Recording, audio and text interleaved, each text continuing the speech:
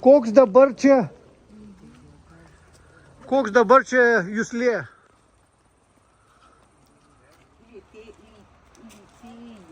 Lytėjimo dar nėra. Uodimo. Ne. Uoslė jau buvo.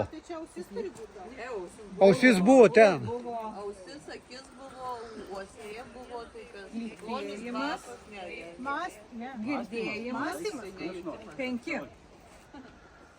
Skonis? Taip. Taip. Burna, skonis, dantis. Tik norėjau sakyti dantys. Na, aš jau pirštus pasėmiau, nes kaip vaikam pasakoju, taip į rankas. Tai va, čia galim irgi dar nuotrauką padaryti, jeigu norit, gražiai gaunas. Ir tenis kaip tik dar prie ausies prieisim.